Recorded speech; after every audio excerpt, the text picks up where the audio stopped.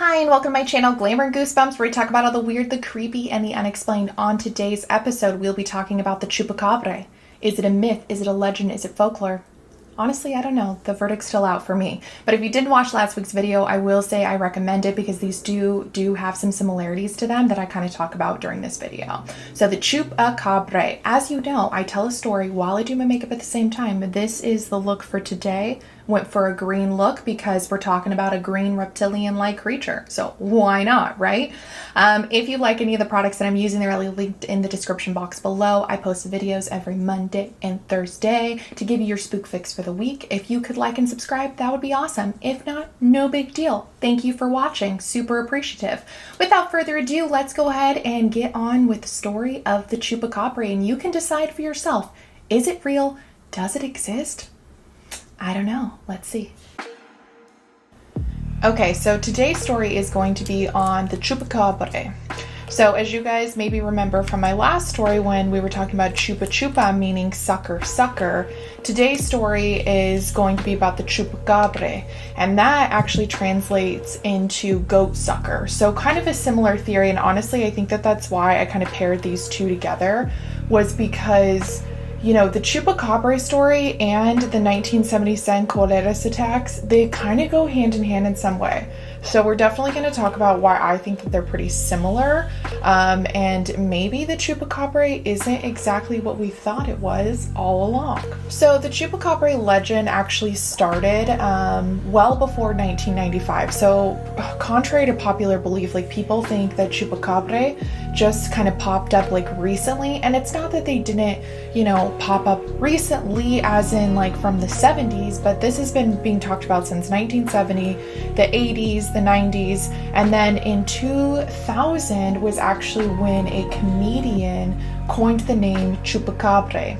Silverio Perez would use it in one of his stand-up routines, and when he would say the word Chupacabra, it just really stuck, and people started calling this creature Chupacabra. Madeline Tolentinos would be the first one to give an eyewitness account, which happened in 1995. So I would imagine that the comedian was probably referencing her really amazing firsthand account, which we'll definitely talk about, but I think that that's kind of been talked out. So I want to talk about some more, like maybe some recent ones, and then also too just some theories. In 1975, there was actually a vampire of Mocha, and Mocha is in Puerto Rico. So, you know, the legend of Chupacabra is something that definitely kind of happened more in the South Americas. They would really talk about this Chupacabra, or this vampire blood-like sucking creature, which of course we've all heard of vampires before, right? Wouldn't that be kind of crazy if a vampire was actually a Chupacabra? The vampire Mocha would claim 15 cows, 5 goats, a couple geese, and some chickens. They would all be found with these puncture wounds and be missing all of their blood. Crazy part is they actually did an autopsy report on these little critters, and they found that they were missing all of their blood. Crazy. And they had those puncture wounds, and I don't know if you guys remember, but the Cakeless attacks, they also had puncture wounds and were missing blood. Coincidence? Maybe not. This was 1975. Cakeless was 1977, so could they be related? I don't know. But this would be the very first Chupacabra incident that would be reported to Puerto Rico, and they did like a ton of news on it because this was crazy. They had some vampire, some sucking creature. Even though the story of the Chupacabra would originate in South America, it would honestly travel all the way to North America, where I'm going to talk about some accounts that the people in Oregon were experiencing in, you know, the 80s, kind of right around like this time.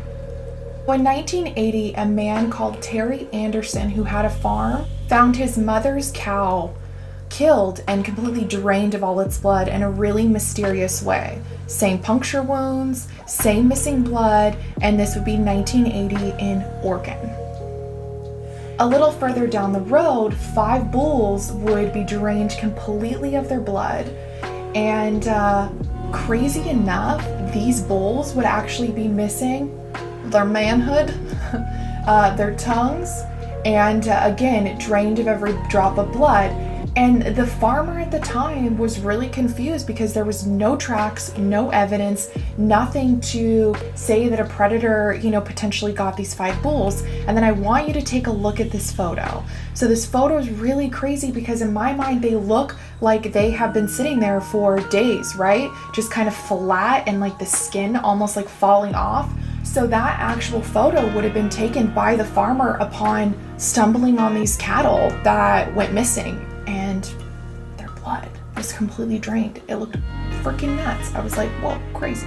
The way that people describe the Chupacabra in the 70s, 80s, and 90s is kind of more of the Chupacabra I think could have potentially existed. Now, I'm not saying that they're still around, but what I will say is that it just seems a little bit more reasonable for me. So that particular Chupacabra would be like a reptilian-like creature. It had quills going down its back, bright red eyes, would stand about 3 to 4 feet tall, and then some would say that it kind of hopped more like a kangaroo, which is weird, but, you know, interesting in itself. And so that's kind of, you know, the Chupacabra that I envision in my head. And like, I grew up with my grandma always telling me stories of the Chupacabra. I grew up in a, you know, Hispanic household. And so, you know, I always made sure I arrived on time at night because, you know, I didn't want the Chupacabra to get me. Let's go ahead and fast forward to the 1995 Chupacabra incident that happened with Madeline. And, you know, this is the one that I think has just been so heavily reported on. That's really why I didn't want to like start with this particular story, was because, you know, I think that everyone's kind of heard, right? So in 1995 in Puerto Rico, 8 sheep would be discovered, completely mutilated, missing all of their blood. Although an autopsy was never done to confirm this, they claimed the blood was gone. Interesting. Then, over the course of the next few months, this entire town would be hit with multiple livestock going missing. 150 animals in total would end up being bloodless, dead, with those puncture wounds. Super sketch, right? One night, Madeline claims to have seen the Chupacabra outside of her bedroom window, and that's where she described this reptilian-like creature with big red eyes, quills down its back. You know, that same description I just gave you? That was her description that she gave and said that this is what she saw. So when I actually was looking up evidence of the Cakeless UFO kind of attack, I actually stumbled upon a video, and the video was by the History Channel, and it was a kind of photo rendition of what these girls claimed to have seen that night, that they were walking back to their home through, you know, kind of like this wooded area. They would see this creature, and the creature, surprisingly enough, was very similar to Madeline's depiction of what the Chupacabra looked like. They said that it had red eyes, that it was reptilian-like, and that it had like these spikes and horns or whatever on its body, and it terrified them so much that they honestly were completely freaked out by it. They would go on the History Channel to tell them like what they had experienced, and I guess, you know, nobody really believed them, but all 3 of the girls claimed to have seen the same thing. And I'm just saying, if 3 of you guys have seen the same thing, maybe it happened. Today, there are people like Phyllis Canich, and Phyllis claims to have a Chupacabra stuffed in her home. She decided to keep a trophy. And Phyllis lives actually in Texas, and a lot of Texans claim that the Chupacabra is real, that they have experienced, and you maybe have seen that video of that dog-like creature kind of running down the road. Now, of course, this is going to be, you know, the more recent account of what the Chupacabra might look like, with it being more like canine-like. But she claimed to have had one. Well, I hate to be the bearer of bad news, but they actually did some research and they found that it was a mix between a Mexican wolf and a coyote. So, unfortunately, her story is not corroborated, but she still has that bad boy stuffed in her house. And let me tell you, they did a lot of news reports on it because it was wild. They also claim to think that people are now breeding their own version of Chupacabras to kind of help the legend continue on. I don't know. I mean, the jury's out on that one for me. Not sure. Some people also think that the Chupacabra maybe was a experiment, like an alien experiment, or that maybe NASA had something to do with it. And so NASA actually came out publicly because they were getting so much flack for it. And they publicly came out and was like, no, that was not us. We did not do that. So the last comparison that I'm actually going to make is that with Skinwalker Ranch.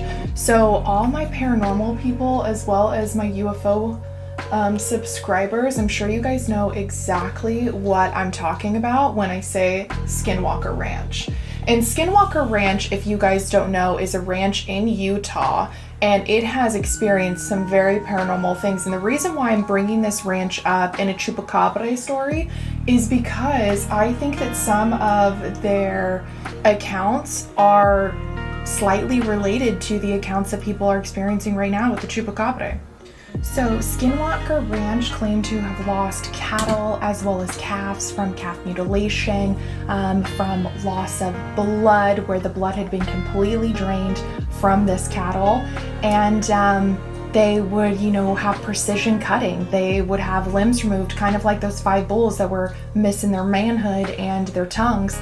These calves and these cows would be mutilated as well. So similarity in a lot of ways. So maybe, the attacks that are happening on Skinwalker Ranch aren't exactly the same as the Chupacabra that we know today, but I have to say that there's some type of similarity between the two stories, especially the 1970 through 90 rendition of what the Chupacabra might look like, which is more alien-like. Now, I know that this isn't a new discovery. A lot of people have kind of pieced together those clues, but I will say that the evidence kind of supports it, especially for the fact that, the reptilian-like creature with the red eyes, that Brazil account that I found on the History Channel was recent, and that creature looked really close to a Chupacabra, and it actually inspired me to want to kind of make the Chupacabra my next story. On top of the fact that, the Cakeless attack that happened in 1977, they would call those creatures chupa chupa, sucker sucker.